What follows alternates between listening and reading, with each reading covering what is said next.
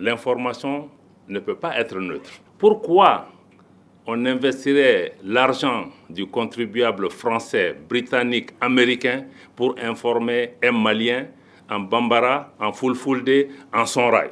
Ce qui se joue au Mali aussi a un impact sur pratiquement peut-être ce qui est en train de se jouer dans le continent. Lors d'une conférence de haut niveau sur la guerre informationnelle, le ministre malien des Affaires étrangères, M. Abdoulaye Diop, a tenu à éclairer les penseurs sur les pratiques des médias, surtout étrangers, dans leur mission d'informer les populations locales. Cet éclaircissement nous permet de voir et de comprendre l'information sous un angle différent. Notre pays est aujourd'hui la cible d'attaques informationnelles. Ce n'est un secret pour personne. Je suis certain que les sommes qui sont investies pour des armées, les sommes plus importantes sont aujourd'hui investies pour pouvoir faire dérailler ce qui se joue aujourd'hui au Mali, parce que tout le monde comprend que ce qui se joue au Mali aussi a un impact sur pratiquement peut-être ce qui est en train de se jouer dans le continent en entier. Autant nous, Maliens et nous, progressistes, souhaitons que l'exercice qui se joue ici se passe bien, autant d'autres investissent pour faire en sorte que cet exercice ne puisse pas aller loin, parce que nous devons comprendre qu'aujourd'hui nous sommes dans un monde de confrontation et que la colonisation est terminée officiellement, mais nous sommes dans un monde encore où il y a des enjeux géostratégiques et géoéconomiques extrêmement importants. L'Afrique est un enjeu, le Mali est un enjeu. Certains seraient même heureux de vider nos pays des populations pour pouvoir prendre les ressources qui y sont.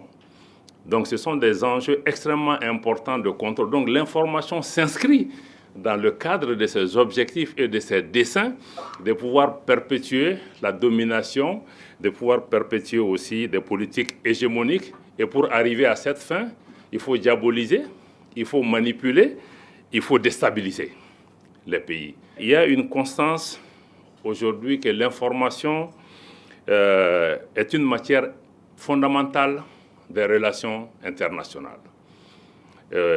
C'est un instrument d'influence, c'est un instrument de puissance, un instrument de positionnement géostratégique ou géoéconomique, mais c'est aussi un instrument de contrôle et de domination. Dans les médias, rien n'est neutre. L'information ne peut pas être neutre. Aujourd'hui, il y a certains États qui sont présentés comme des États parias, donc des États infréquentables, ou des États qu'on dit qui ont décidé de s'isoler.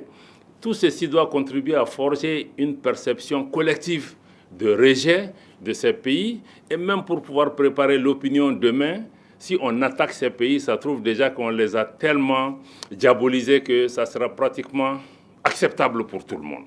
Aujourd'hui, même le fait que certains décident que, on décide d'appeler certains gouvernements juntes et d'autres gouvernements qui sont venus dans les mêmes conditions avec d'autres noms, c'est parce qu'on veut les légitimer et pour pouvoir attaquer ceux qu'on n'aime pas parce qu'on a déjà mis le label junte et on met toute la connotation négative. Et nous-mêmes, journalistes, citoyens, on se met à répéter. Après eux, on appelle nos autorités comme les autres veulent les appeler. Donc tout ça, je pense qu'il faut qu'on réfléchisse, qu'on prenne du recul. On n'est pas obligé de faire ce mimétisme et de répéter parce que tout ça, c'est fait pour pouvoir nous préparer à pouvoir dessiner une réalité qui n'est pas vraiment la réalité que nous vivons. La guerre informationnelle et la désinformation, elle existe, mais elle peut aussi être une arme psychologique. Parce que c'est là que c'est important. Parce que quelqu'un le disait que la guerre naît dans l'esprit des hommes. Pour mettre fin à la guerre, il faut pouvoir la sortir de l'esprit des hommes. Et je pense que dans la guerre informationnelle aussi, on utilise la même théorie. Parce que quand on tient l'esprit des gens, on va gagner la guerre. Quelle que soit la réalité qui se passe sur le terrain. Et une des illustrations parfaites dans notre cas, c'est par rapport à ce qui se passe à Kidal. Vous voyez que la réalité n'est pas toujours décrite comme elle devait être décrite.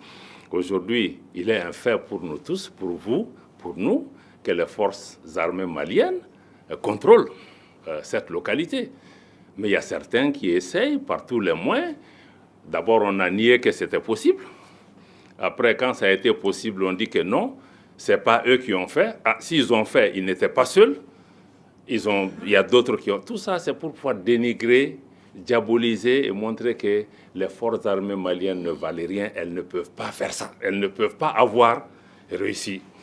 Surtout, elles ne peuvent pas avoir réussi là, nous, force internationale, après avoir investi des milliards de dollars pendant 10 ans, on n'a pas pu le faire. C'est une petite armée malienne. Donc ça montre qu'il y avait un problème.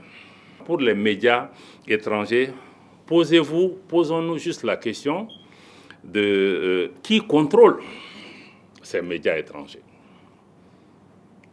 qui finance ces médias étrangers, quel est l'objectif recherché à travers le financement de ces médias étrangers, quelle est la cible qui est recherchée, pourquoi on investirait l'argent du contribuable français, britannique, américain pour informer un Malien en Bambara, en Fulfulde, en Sonrai. Parce qu'il y a une tentative de contrôle par rapport à ces questions. Donc nous devons pouvoir... Quand on parle aussi des libertés de la presse, là aussi il faut se poser la question, je vais peut-être m'en arrêter là. La liberté de la presse aussi, il y a beaucoup d'hypocrisie dedans.